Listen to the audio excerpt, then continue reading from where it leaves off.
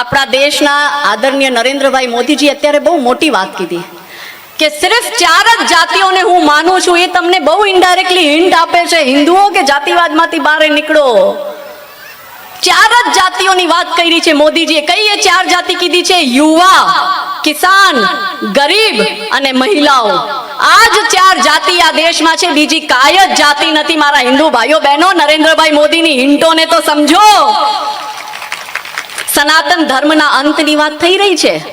हिंदू सोने की चिड़िया के स्वप्न सजाए बैठे हैं और जिहादी हर हिंदू पर घात लगाए बैठे हैं. हम तुम अब भी सोच रहे कि हमको कौन मिटाएगा, और सोचो कुछ भी आशा के विपरीत गया तो क्या होगा. और हम बैठे सरकार भरोसे, खुद कुछ करने को तैयार नहीं, इसलिए फिर हमसे ये घट बीत गया तो क्या होगा. और सोचो अपना जीवन निष्फल बीत गया तो क्या होगा. कई समझा? भविष्यની તસવીર, ભવિષ્ય, આવનારું ભવિષ્યનું ભારત તમને મેં આ શબ્દમાં દેખાડી દીધું છે મારા ભાઈઓ બહેનો કે ભવિષ્યમાં શું થવાનું છે. હવે અહીંયા જે મારા ભાઈ બહેન બેઠા છે એને તમે મને અનુમતિ આપો તો એક પ્રશ્ન કરું. બોલો જોરથી કરું. અહીંયા જેટલા લોકો બેઠા છે એમાંથી રાજપૂત કેટલા છે? હા, થોડાક વધારે ઊંચા કરો, દેખાતું નથી સરખું. પટણી સમાજના કેટલા લોકો છે? ब्राह्मण, आहिर, सतवारा, वाल्मीकि समाज. आज अपनी तकलीफ है. केवा खुशी खुशी हाथ आम ऊंचा करू छू बेन अमे છીએ. આટલી વારથી હું ભાગવત કરું છું અને છેલ્લે મેં પ્રશ્ન કર્યો તો તમારા હાથ ઊંચા શું કામે ઊંચા કર્યા? આવી જ રીતના તમે ભ્રમિત થાઓ છો. એક એક જાતિનો ઠગ નેતા ઉભો થઈ ગયો છે અને કહે છે હું તમારા જાતિનો નેતા છું, મને મત આપો. મારા ભાઈઓ બહેનો, वो कालखंड हम याद करें जब बटे हुए थे जाति में, पराधीन ये देश हुआ, वो घाव मिलाता छाती में. परिदृश्य फिर आज वही है, सबको मिलकर चलना होगा, नहीं जातिवाद अब राष्ट्रवाद की धारा में ही बहना होगा. फरी प्रश्न पूछूं છું, બ્રાહ્મણ કેટલા છે આ સભામાં? દાંત કાઢો. એવું ના ચાલે. આટલા વેલા કેમ શીખી શકે? હિન્દુ આટલા વર્ષોથી નથી શીખ્યો. રાજપૂત કેટલા આ સભામાં? આહિર કેટલા આ સભામાં? હિન્દુ કેટલા આ સભામાં? જો આ ચિત્ર થાવો જોઈએ આખા ભારતનો. બોલો હર હર મહાદેવ. આપણા દેશના આદરણીય નરેન્દ્રભાઈ મોદીજી અત્યારે બહુ મોટી વાત કીધી કે સિર્ફ 4 જ જાતિઓને હું માનું છું. એ તમને બહુ ઇનડાયરેક્ટલી હિન્ટ આપે છે હિન્દુઓ કે જાતિવાદમાંથી બહાર નીકળો. 4 જ જાતિઓની વાત કરી છે મોદીજીએ. કઈ એ 4 જાતિ કીધી છે? યુવા, કિસાન, ગરીબ અને મહિલાઓ. આ જ 4 જાતિ આ દેશમાં છે, બીજી કાંઈ જ જાતિ નથી. મારા હિન્દુ ભાઈઓ બહેનો, નરેન્દ્રભાઈ મોદીની હિન્ટોને તો સમજો. સનાતન ધર્મના અંતની વાત થઈ રહી છે. દક્ષિણ દેશના નેતાઓ, દક્ષિણ રાજ્યના નેતાઓ, એને એની સાથે મળીને આપણા અહીંયાના ભારતના નેતાઓ, કોંગ્રેસ પાર્ટીના નેતાઓ, એ લોકોના સાથે ગઠબંધન કરવાવાળા નેતાઓ બધા કહે છે સનાતન ધર્મનું અંત કરશો. બહેન, આ કઈ નાની વાત નથી. સનાતન ધર્મના અંતની વાત શું છે? આપણા બધાઈનું અંત, આપણી પીઢીનું અંત, આપણા બાળકોનું અંત, એના ભવિષ્યનું અંત.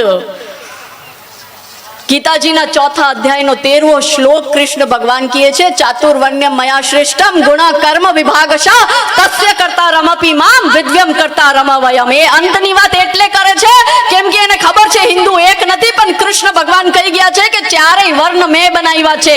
ગુણ કર્મ વિભાગશ, ગુણ અને કર્મના વિભાગથી આ દેશમાં ઈસાઈ આક્રમણકારી આવ્યા, ઇસ્લામિક આક્રમણકારી આવ્યા, નહેરુ ગાંધી પરિવાર આવ્યું, અમુક નેતાઓ આવ્યા, અમુક કમ્યુનિસ્ટ ઇતિહાસકારો આપ્યા ને આપણી વર્ણ વ્યવસ્થાને જાતિ વ્યવસ્થામાં કરી દીધી ને હિન્દુને બાટી દીધો. એટલે તો આજે સનાતન ધર્મના અંતની વાત કરે છે ત્યારે હિન્દુ કહે સનાતન ધર્મના અંતની વાત કરે છે. હું તો દરજી છું, મારે શું મતલબ? સનાતન ધર્મના અંતની વાત કરે છે, હું તો સ્વામિનારાયણ વાળો છું, મારે શું મતલબ?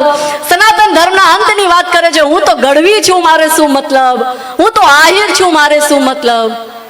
હિન્દુ આજ કરતો રહ્યો છે, પણ ભગવાન કહે છે અશ્વમ નેવ ગજમ નેવ વ્યાઘ્ર નેવશ્ચ નેવશ્ચ અજા પુત્રમ બલિમ દઘાતા દેવો દુર્લભ ઘાતકા.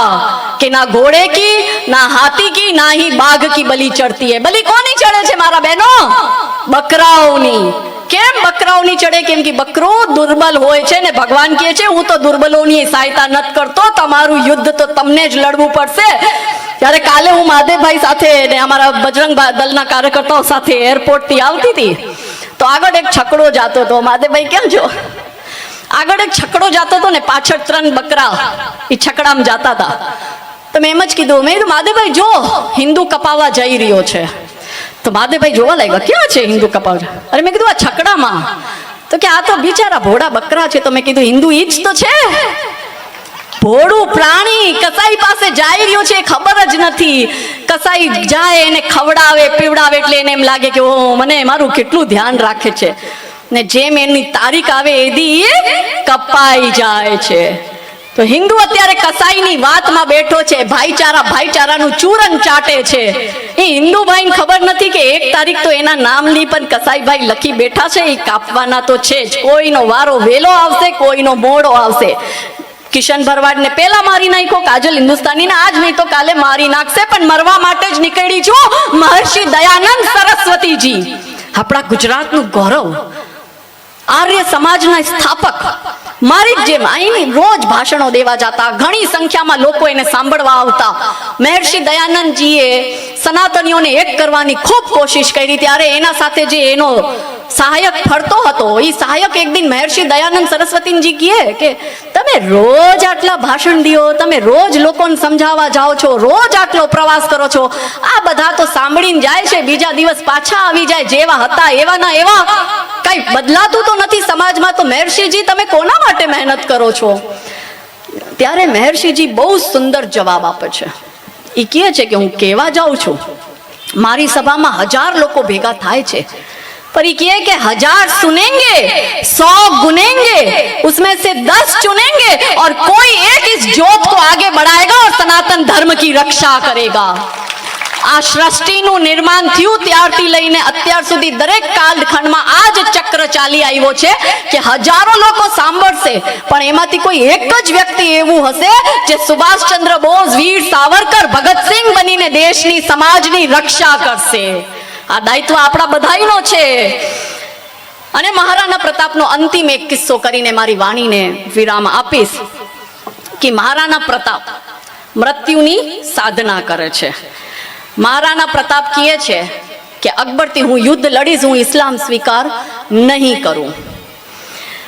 તો જે એની આજુબાજુના લોકો હોય, હવે કાજલબેન આટલો સંઘર્ષ કરે એટલે આજુબાજુવાળા કે હું દોડદાઈ થતી હોય, ઘરમાં બેઠી રહે ને છાની માની, શું મળે છે તને? આ કઈ પૈસા વસા નથી મળતા હો બહેનો. જો તમને કહી દઉં, તમને એમ લાગે ઓ બેન તો બહુ અપ ટુ ડેટ સુંદર તૈયાર થઈને પ્લેનમાં બેસીને આવ્યા છે, કાંઈક તો બેનને મળતું હશે. કાંઈ નથી મળતું, જેલ જવું પડે, વકીલોના પૈસા અમારે કાઢીને દેવા પડે. સારું છે હજુ મારા વારે મને ઘરથી કાઢી નથી, કાઢે તો સાચવી લેજો. તો મહારાણા પ્રતાપ મૃત્યુની સાધના કરે. એમાં 4 ભાગ હોય. બુદ્ધિ, બુદ્ધિ એટલે કે બુદ્ધિમાન. બુદ્ધિ કહે છે કે ટક્કર અસંભવ હૈ, અસંભવ જ હતી. બુદ્ધિમાન લોકો જોતા હતા કે અકબરની એટલી વિશાળ સેનાને એકલા મહારાણા પ્રતાપ શું કરશે. અકબર સાથે એ પણ લોકો હતા જેને એનો સાથ દેવો હતો, ને અકબર સાથે એ પણ લોકો હતા જેને મહારાણા પ્રતાપનો સાથ દેવો હતો. પણ જયચંદો ને માનસિંહોનો તો આ દેશનો ઇતિહાસ રહ્યો છે, એને મહારાણા પ્રતાપનો સાથ ન દઈને અકબરનો સાથ દીધો. તો બુદ્ધિ કહેતી હતી કે ટક્કર અસંભવ છે. ગણિત કહેતું હતું કે વિજય અસંભવ છે. ગણિતજ્ઞોએ કીધું ભાઈ એની સેના જો, તારી સેના છો, ક્યાં લડશો ને ક્યાં જીતશો. તો ગણિત કહેતું તું ટક્કર અસંભવ છે. સમજદાર લોકો સલાહ દેવા બહુ આવતા હતા. તો સમજદારોએ કીધું કે તું ભાઈ ઝૂકી જા, અકબર સામે નહીં જીતી શકે. ને જે પરિવારના રિશ્તેદાર હતા એ લોકોએ કીધું કે ભાગી જા, કેમ કે રિશ્તેદારોને ખબર હતી કે ઇસ્લામ સ્વીકાર કરવાનો નથી, આ ઝૂકવાનો છે નહીં, આ મેવાડ આપવાનો છે નહીં અકબરને. તો કે એના કરતા તું જીતી તો નહીં શકે, તું ભાગી જ જા. તો અકબરે મૃત્યુની સાધના કરી. એને ખબર હતી કે બુદ્ધિ વાત કરે છે બરાબર કરે છે, ગણિત વાત કરે છે બરાબર કરે છે, સમજદારો અને પરિવારવાળા પણ બરાબર છે.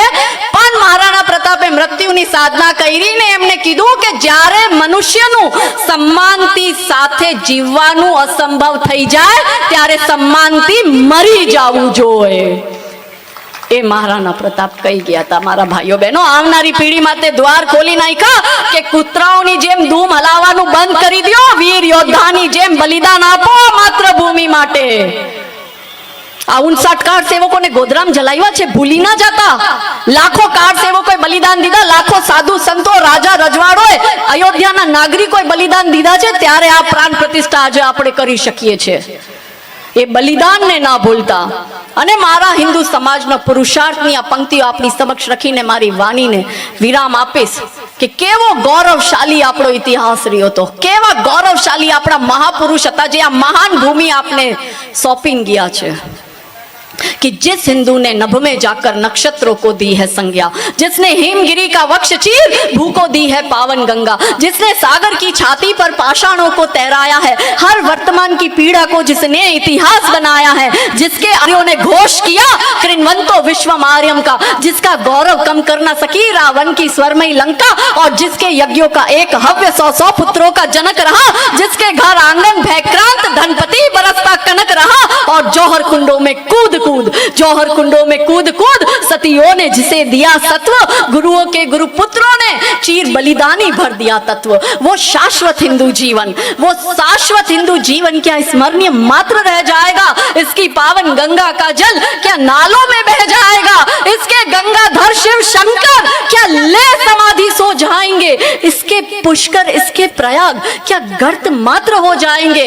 यदि तुम ऐसा नहीं चाहते तो हिंदुओं तुमको जगना होगा और हिंदू राष्ट्र का बिगुल बजाकर इस दानव दल को दलना होगा.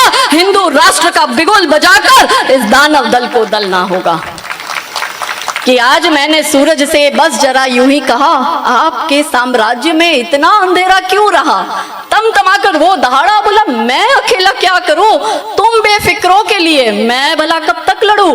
आकाश की आराधना के चक्करों में मत पड़ो, संग्राम ये घनघोर है. कुछ मैं लड़ूं, कुछ तुम लड़ो. तो फरी શ્રોતાના રૂપમાં ભુજ પરના આજે સુંદર નિર્માતા, એ શ્રોતા નથી, નિર્માતા છે. તો એ બધા જ નિર્માતાઓને હું બે હાથ જોડીને નમન કરું છું કે આપે મને આમંત્રણ આપ્યું, આ ભૂમિમાં આપને મારું સ્વાગત સન્માન કર્યું, મને આ મંચના લાયક સમજી, મને બોલવાનું સમય આપ્યો. આટલા ભવ્ય આયોજનમાં અમારા જેવા કોન્ટ્રોવર્શિયલ લોકો જે જેલમાં જઈને આવ્યા છે, આવા તમે બોલાવ્યા છે ગામમાં, એ બદલ આ બધાનો ખૂબ ખૂબ આભાર પ્રકટ કરું છું. ભુજ પરના ધર્મ જાગરણ સંઘની બધી ભગીની સંસ્થા, વિશ્વ હિન્દુ પરિષદ, બજરંગ દળ, સંત સમાજ, દરેક સમાજનું ખૂબ ખૂબ આભાર પ્રકટ કરું છું.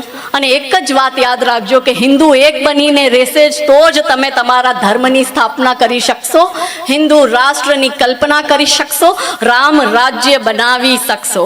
તો બોલો સિયાવર રામચંદ્ર કી, પવન સુત હનુમાન કી, નમઃ પાર્વતી હર હર મહાદેવ. ખૂબ ખૂબ આભાર.